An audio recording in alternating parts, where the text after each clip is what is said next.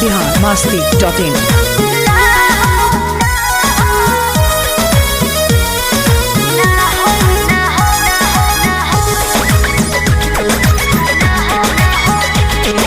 रोज खाली मिलन बुलाती हो, चुमा में पखाम डगराती हो। रोज खाली मिलन बुलाती हो, चुमा में पखाम डगराती हो। असली चीज दिखा के दुरही से डह कोई भूखा हो ना हो ना ये दादा ना हो, ऐसे ज्यादा ना हो, ना ये दादा ना हो, ऐसे ज्यादा ना हो।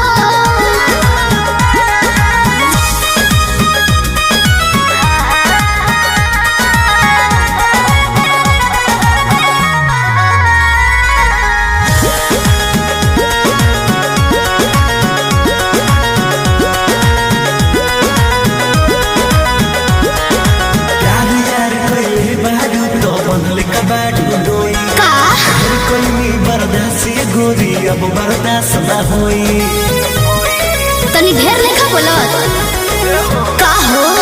यार यार कइले बारू त बनले कबाड़ू रोई, ढेर कइनी बर्दाश्त गोरी अब बर्दाश्त न होई।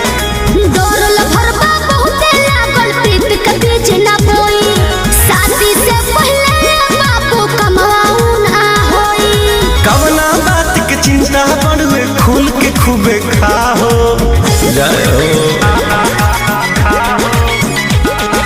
ना ये दादा ना हो, ऐसे ज्यादा ना हो, ना ये दादा ना हो, ऐसे ज्यादा ना हो।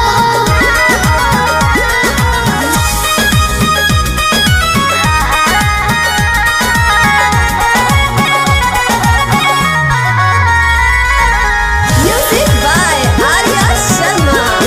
biharmasti.in। मंजी मित्री तेज सजानो अब कैसा शर्माना, लव मैरिज करके जब तुमको हमारे घर है आना। अपन को तेरे घर नहीं आना है, समझा। तू मेरी है हम तेरे हैं फिर कैसा शर्माना, लव मैरिज करके जब तुमको हमारे घर है आना। चिकन बात में राजा हम ना तहरा करेब, जब से नूर डलबो तो हम तोहरा के न मना करेब। हार्ट बीट बढ़ल बा दिल के बहिया में आ जाओ।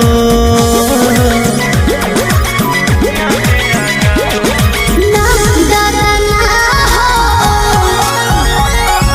ऐसे ज्यादा ना हो, हाँ हाँ ना ये दादा ना हो,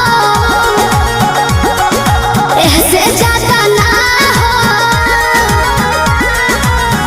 biharmasti.in।